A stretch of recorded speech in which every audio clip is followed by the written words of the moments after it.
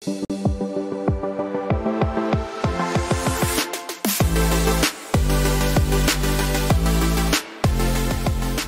वालेकुम। आज का देर आमद प्यारे पाकिस्तान के लिए, प्यारे पाकिस्तानियों के लिए।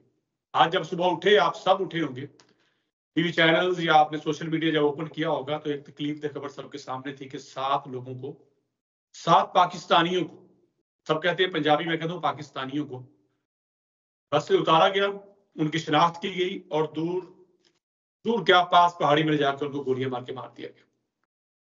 उसके बाद मजम्मत का एक सिलसिला शुरू हुआ, गहरे दुख और अफसोस की खबरें आनी शुरू हुई और आज तक मुझे समझ नहीं आई कि जो गहरे दुख और अफसोस का इजहार हम जैसे लोगों ने करना है कि जिनके अख्तियार में सिर्फ बात है, या उन लोगों ने करना होता है जिनके पास इख्तियार होता है कि वो इन तमाम चीजों को रोक सके। ये वारदात, ये इंदोनाक सानहे क्यों नहीं रुक रहे? आज से चंद दिन पहले या चंद माह पहले 90% बलोचिस्तान अलहदगी पसंदों के कंट्रोल में था। ये मैं नहीं कह रहा, जराए कह रहे हैं और खबरें आप सुन चुके। 20 लोग उसमें भी इसी तरह से बसों से उतार के मारे गए। पूरा बलोचिस्तान गोलियों की तरतलाहट से गूंज रहा था। क्या नहीं हुआ? कहाँ थी हुकूमती रिट? बहुत से सवालिया निशान है। हमारी सिक्योरिटी जो है, पुलिस और लेविस क्या करती है? अमन अमान कैसे मुमकिन है? क्या सिक्योरिटी के इदारे खुद से अमन अमान कायम कर सकते हैं? मुकामी लोगों की तलाशियां, मुकामी लोगों के साथ रवाबत कैसे है? क्या इतमाद की फजा कायम है? और अगर इतमाद की फजा कायम है मुकामी लोगों से, तो फिर ये सब चीजें क्यों हो रही? लोगों का शिकवा है कि उनके पास रोजगार नहीं है। आप सबसे बड़ी बात अब बलूचिस्तान के हवाले से सुनते हैं, उनके कारोबार के हवाले से बात करते हैं, तो आप स्मगलिंग की बात करते हैं कि वहां लोग स्मगलिंग करते हैं, तेल स्मगल करते हैं। कोई से पूछे कि आप तेल स्मगल क्यों करते हैं, इसके पीछे कौन है? कौन है जो इतने खतरनाक काम करने पर मजबूर कर रहा है? और किसने कोयटा जैसे शहर में बाकायदा नोजलें लगा रखी हैं? बलूचिस्तान के गिरदोनवा में, दूर दराज इलाकों में वो तेल कैसे मिल जाता है कम रेट पे? कितना मुनाफा है, क्या है? अब्दुल्ला बख्शी मेरे साथ मौजूद हैं, सीनियर जर्नलिस्ट हैं, कोयटा में होते हैं, बाखबर हैं और बहुत सी खबरों को जानते हैं। कुछ खबरें सच में मैं आपको बताऊं अपने नाजरीन को, हम इसलिए नहीं शेयर करते हैं कि लफ्ज पाकिस्तान आता है। जब लफ्ज पाकिस्तान आता है तो ये जुबान भी रुक जाती है और ये दिल भी कहीं ना कहीं अपने आप को मजबूत कर लेता है। लेकिन जब लफ्ज इंसान आता है कि आज फिर इतने इंसानों को बेदर्दी से मार दिया गया, शहीद कर दिया गया, तो तकलीफ होती है कि आज इनकी बारी है, कल हमारी बारी आ सकती है। बख्शी साहब, बहुत शुक्रिया, आपने हमें वक्त दिया। बख्शी साहब, मुद्दा मैंने आपसे शेयर कर दिया है, क्या वजह है बख्शी साहब, ये वाकयात पे कंट्रोल क्यों नहीं हो रहा? हालांकि हम समझते हैं, जानते हैं कि वहां सिक्योरिटी तो बड़ी टाइट सिक्योरिटी कहा जाती है, फिर भी ये वाकयात हो जाते हैं। थैंक यू चौधरी साहब, आपने वक्त दिया हमें। तो मसला ये है कि चौधरी साहब, इस टाइम बलूचिस्तान एक रकबे के लिहाज से बहुत बड़ा सूबा है, ठीक है, आबादी के लिहाज से छोटा सूबा, ठीक है। मसला ये है कि कोई भी, चाहे किसी कौम से, किसी फिरके से, किसी मजहब से ताल्लुक रखता हो, इंसानियत का कत्ल गोया बहुत एक, उसकी जितनी मजम्मत की जाए वो कम है। किसी कौम से ताल्लुक रखे वो है तो पाकिस्तानी न था, चाहे पंजाबी हो, हजारा हो, बलोच हो, पश्तून हो, सिंधी हो, जो भी जिस कौम से भी ताल्लुक रखे है तो वो पाकिस्तानी न, ठीक है। इस तरह बेगुनाहों को कत्ल करना यकीनन एक जुल्म है। असल मसला ये है कि चौधरी साहब, कभी बलूचिस्तान के मसले को समझा नहीं गया। बलूचिस्तान का मसला क्या है, किस तरह बलूचिस्तान का मसला हल हो सकता है। सिक्योरिटी फोर्सेस है, कार्रवाइयां करते हैं, इतने लोग मार दिए, इतने लोगों को मार दिया, बस यही है कि कुछ जख्मी, कुछ मर गए, तो मसला इससे तो हल नहीं होगा ना। मसले को संजीदगी से देखना होगा कि बलूचिस्तान का मसला क्या है, बलूचिस्तान के लोग क्या चाहते हैं, उनको कौमी धारे में लाने के लिए क्या इकदामात किए जाएं। जो पहाड़ों पे इस टाइम मौजूद हैं लोग, जो अलहदगी का नारा लगा रहे हैं, असल तो उस चीज को समझना चाहिए ना। अभी देखें कि 26 अगस्त की रात को वाकया हुआ, आपके भी इलम में होगा। जी। ठीक जी, राणा हाशिम के इलाके में कोई 20 से ज्यादा जायद जो अफराद थे उनको उतार कर उनको आ, मौत के घाट उतार दिए गए, मार दिया गया हम्म। उनको, है ना। और इसके बाद पूरा बलूचिस्तान तकरीबन कोई 80 से 90% बकौल आपके के इसी तरह ही था कि उनके कंट्रोल में था, वो अलायदगी पसंद जो तहरीकें थी। इस दौरान हमारी लैंड एनफोर्समेंट जो एजेंसियां हैं, इदारे हैं, वो कहाँ थे? वो हम्म। थाने, लेवीज थाने जलाते रहे, पूरे शाहराह ब्लॉक करके लोगों की तलाशियां लेते रहे। तो कहने का मकसद यही है कि गवर्नमेंट का रट तब तक कायम नहीं हो सकता जब तक आप वहाँ के जो स्टेक होल्डर्स हैं, वहाँ के लोगों को एतमाद में नहीं लोगे, तब तक मामलात हल नहीं होंगे। आपको सिक्योरिटी को, किसी को, आप देखें ना, किसी भी मामले का हल चौधरी साहब बंदूक नहीं है, ठीक है ना। सारे हम्म। पाकिस्तानी हैं, हम जिनके साथ लड़ रहे हैं वो भी पाकिस्तानी हैं। ठीक है, इस दफा वो नाराज हैं, जिसे हम नाराज कहते हैं, ठीक है ना, लेकिन यह है कि उनके साथ बैठे बात करें। जब वजीर आला डॉक्टर अब्दुल मालिक बलोच थे, उस टाइम जो है ना, तब बहुत ही करीब मामलात पहुंचे थे, बातचीत के बातचीत से मामलात हल कर लिए जाएं, ठीक है ना। लेकिन वो हम्म। उसकी वजह से शायद वो कौन सी कमजोरियां थी जो बातचीत आगे बढ़ नहीं सकी। तो इस हवाले से मैं आपको बताऊं कि इस टाइम जो बलूचिस्तान है, इंटीरियर बलूचिस्तान में हालात काफी कशीदा है। गुज़िश्ता रोज मौलाना फजल रहमान की आपने वो तकरीर भी सुनी होगी। उन्होंने अपने बिल्कुल तकरीर ठीक में है कहा जी। कि एक 6-7 अगर डिस्ट्रिक्ट बलूचिस्तान के जो इस टाइम हालात वहां पे खराब है, वो अगर आजादी का ऐलान कर दें या अक़वाम मुत्तहिदा से राब्ता करें तो ये मुमकिन हो सकता है। तो अंदाजा लगाए ना, तो ये चीजें क्या हैं। एक कौमी लीडर है, हम्म। वो ये बातें कर रहा है, तो वो चीजों को देख रहा है, चीजों को ऑब्जर्व कर रहा है कि हम कहाँ जा रहे हैं, कहाँ खड़े हैं। इस टाइम भी अभी राणा हम्म। हाशिम के वाकये के बाद अभी रखनी बारखान के इलाके में जो दूसरा रात को वाकया हो गया, इंतहाई अफसोसनाक वाकया है। जी। चाहे जिस कौम से ताल्लुक रखे, जिस कौम मजहब से हो, ठीक है ना, किसी भी बेगुनाह शख्स का कत्ल किसी सूरत भी इजाजत नहीं दिया जा सकता, चाहे जिस तरफ हो। अभी देखें ना, अब यहाँ पे चीखों पुकार भी आ रही है लोगों की जानिब से। आए रोज हम देख रहे हैं कि वो एहतजाज भी कर रहे हैं, मुजाहरे भी कर रहे हैं, लापता अफराद हैं, उनका भी एक अहम इशू है। इस इशू को भी सॉल्व आउट करना चाहिए, हुकूमत को करना चाहिए। हम्म। जो यहाँ पे इदारे हैं उनको इस हवाले से सोचना चाहिए। इस टाइम देखे ना, जो पीपल्स पार्टी का और जो नून लीग का हुकूमत है, इस टाइम उनको जरा इन चीजों को डीपली देखना मकसद पड़ेगा स्टेक कि होल्डर्स हैं कौन? आम लोग क्या किया हैं? जाए। स्टेक होल्डर्स हैं कौन? आम लोग हैं। ये जो बड़े नाम हैं ये हैं, क्योंकि जब ये हुकूमत में होते हैं तो लगता है कि सारी चीजें ठीक है। जब यही अपोजिशन में आते हैं तो ऐसी ऐसी बात बताते हैं, तो हम सोचते हैं कि ये अचानक से तो नहीं हो गया सब कुछ वहां पे, ये तो बड़े अरसे से चल रहा है। स्टेक होल्डर है कौन? किससे बात करनी? देखिए, अब यही चीज आप अगर यहाँ के जो नवाब सरदारों की बात कर रहे हैं या सियासी जमायतों की बात कर रहे हैं, तो लोग जो है ना, इस टाइम बलूचिस्तान की जो सियासी जमायतें हैं उनसे उकता से गए हैं। सीधी सी बात मैं आपको बता रहा हूँ चौधरी साहब, हम्म। उन पे उनकी एतमाद नहीं रहा। अब एक चीज बताओ ना, हम्म। जो इस अगर वो अलायदगी पसंद तहरीकें हैं, वो इनके कोई कंट्रोल में नहीं है। हम्म। इनके उसमें नहीं है कि इनकी जो है ना बात मानी जाए, ठीक है ना। उनको अपने तरीके से वफाक को हैंडल करना पड़ेगा, किस तरह उनको राजी करना है, आमादा करना है, कौमी धारे में लाना है, उनको देखना पड़ेगा। अगर इस टाइम जो सिक्योरिटी फोर्सेस, अगर उनको कोई कामयाबी नहीं मिलती हालात को सुधारने में, सबसे बड़ी वजह यह है कि वो अपना एतमाद लोगों में बहाल नहीं कर सक रहे। उसकी क्या वजह लोगों है? को आम लोग तो नहीं क्या चाहते, जैसे मैंने पहले कहा कि आम लोग तो नहीं चाहते कि लोग मरे और करें, तो उसकी क्या वजह है? सिक्योरिटी के साथ आम लोगों का राब्ता क्यों नहीं है? क्यों इत्मीनान नहीं है?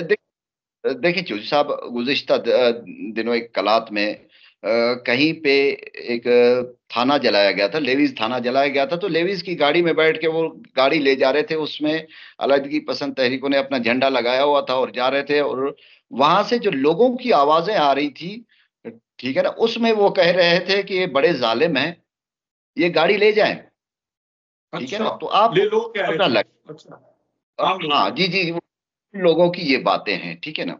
तो इस हवाले से जरा देखना पड़ेगा ना कि क्या आप, आपकी खामियां की ये क्या हैं, कोताहियां क्या हैं, लोगों में अपना एतमाद क्यों डेवलप नहीं कर पा रहे हो, ठीक है ना। अभी देखें ना, अभी लेवीज की बात की जाए या पुलिस की बात की जाए, वो तो इस टाइम बेदबी माफ लाख दर्जा, हम भत्ताखोरी में मुलविस हैं, हम भत्ताखोर हम्म बन गए हैं, हम अपनी ड्यूटियां सर अंजाम उस तरह नहीं दे रहे हैं जिस तरह हमें हम्म देना चाहिए।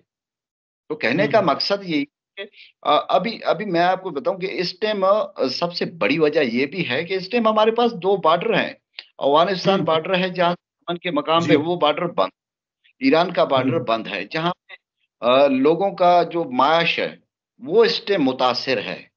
हम्म आ- मईशत मुतासिर है। एक दिहाड़ीदार बंदा जो अपने बच्चों के लिए दो वक्त की रोजी कमाता था इन्हीं बॉर्डरों के जरिए, बताएं अगर वो हम्म। बेरोजगार होगा तो कहाँ जाएगा, उसको और सब दूसरा एक निगरान है। हुकूमत में एक पूरा बाजार वहां पे इफ्तिताह किया गया था ईरान पाकिस्तान बॉर्डर पे कि जी अब ट्रेड यहाँ पे होगी, इलीगल ट्रेड नहीं होगी, कानूनी तरीके से होगा, पैसा जाया हो रहा है। लेकिन जराए तो ये बताते हैं कि बॉर्डर बंद होने के बावजूद भी ईरानी तेल और डीजल मार्केट में इजी से अवेलेबल है। जी बिल्कुल, गुज़श्ता रोज मैंने एक मीटिंग भी अटेंड किया था जिसमें चैम्बर ऑफ कॉमर्स का था, जिसमें वजीर आला बलूचिस्तान भी था। तो कहने का मकसद ये है कि उस वो भी एक ट्रेड को फरोग दे रहे हो ना आप, उन बड़े बड़े मैं मगरमच्छी कहूंगा कि उनको वो कर रहे हो ना, सपोर्ट कर रहे हो, एक आम मुतवस्ता तबके को तो सपोर्ट नहीं कर रहे हो, वो ऑलरेडी पहले से बिजनेस कर रहे हैं, हम्म ठीक है ना। आप उन दिहाड़ीदार लोगों के लिए सोचें कि जो इस टाइम जो रोजाना की बुनियाद पर उजरत करके अपने बच्चों का पेट पालते हैं और बच्चों के लिए दो वक्त की रोजी कमाते हैं। और दूसरी जानब मैं आपको ये भी बताऊं कि चौधरी साहब जो हमारे इलाके हैं, जैसे पंजगूर है, तुर्बत है, वाशुक है, ये एरिया जो है ना, ये यहाँ का जो तमाम चीजें, अशिया खुर्दनोश वगैरह जितनी भी सामान है वो ईरान से पूरा होता है, वो ईरान से आता है सामान, ठीक है ना। हम्म अगर यही सूरत हाल होगा तो वो लोग, अगर देखें एक चीज बताऊं, जो आम मार्केट की चीज है उनको महंगा दस्तयाब है, जो वहां ईरान से अशिया जरूरिया की जो अशिया आती हैं, चीजें आती हैं, ठीक है, वो उनको सस्ते में मुयसर है। लाजिम बात है वो इतना अफोर्ड नहीं कर सकते कि वो महंगी चीजें खरीद सकें, तो वहां से हम्म। वो उनका अपना गुजर बसर करते हैं जो सब। बस फिर ये बताएं कि हम देखते हैं पंजाब की तरफ से आए रोज एक नया इनिशिएटिव लिया जाता है तरक्याती कामों के हवाले से, स्टूडेंट्स के हवाले से, मरीजों के हवाले से, स्कॉलरशिप्स हैं। बलूचिस्तान में मुफ्ती साहब को तरक्याती काम कर रहे हैं, कोई इनिशिएटिव लिया जा रहा है नौजवानों के लिए? क्योंकि जब आप लोगों को एंगेज करेंगे, उनको सहूलत देंगे, कोई रोजगार की तरफ लगाएंगे, तो शायद ये चीजें कम हो जाए। इसके हवाले से कुछ दें अपडेट, क्या तरक्याती काम हो रहे हैं वहां पे? बिल्कुल चौधरी साहब, एक साल हो गया गवर्नमेंट को, ठीक है ना, हम्म एक साल मौजूदा गवर्नमेंट को, बलूचिस्तान गवर्नमेंट को हो गया है, ताहम फंड्स बहुत से जारी हुए हैं, ताहम ऐसा कोई काबिल जिक्र प्रोजेक्ट नजर नहीं आया जो पाए तकमील को पहुंच चुका हो, ठीक है ना। हाँ अलबत्ता एक काम बुख्ती साहब ने किया है, जो नौजवान हैं उनको बैरून मुल्क भिजवाने के लिए एक बाकायदा फंड कायम किया है, उसके तहत जितने यूरोपियन कंट्रीज हैं या जो मिडिल ईस्ट के ममालिक हैं वहां पे लोगों को भिजवाया जाएगा, उनको जो हुनरमंद लोग हैं उनके लिए एक हम्म अच्छा एक है कि चलो उनको वो फैसिलिटेट कर रही है, अभी तक भिजवाया किसी को नहीं है।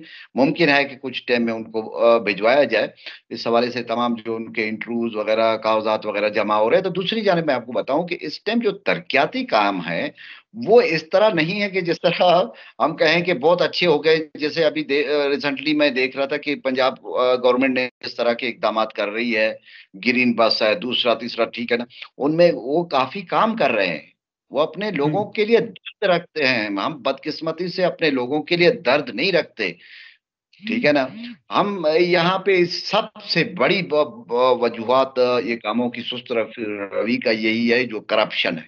जब तक हम करप्शन खत्म नहीं करेंगे, ईमानदारी के तहत नहीं चलेंगे, हम हमारा ये सूबा तरक्की नहीं कर पाएगा। आप कोयटा आप देख चुके हो, ठीक है ना, अब भी आएंगे तो कोयटा की वही सूरत हाल होगा, वही टूटे फूटे सड़कें आपको मिलेंगी, और कोई खास खातर ख्वाह जिस तरह उसमें कोई तरक्याती इकदाम नहीं हुए, जिस तरह हम कहें कि एक माजी का जो ना लिटिल पेरिस जिसे कहा जाता था, अब वो तकरीबन वो खंडरात में तब्दील है। तो अंदाजा लगाएं कि ये बात तो आपकी ठीक है, मैं खुद ऑब्जर्व कर चुका हूँ। टूटी फूटी सड़कें हैं, बुझे बुझे से चेहरे हैं, मायूस कुन आंखें हैं, अजीब सा मोड में मैंने देखा है कि कोयटा के शहर के अंदर, बड़े बाजार के अंदर जो लोग हैं वो घूम रहे होते हैं। एक खौफ की सी फजा है कि अगले लम्हे क्या हो जाए।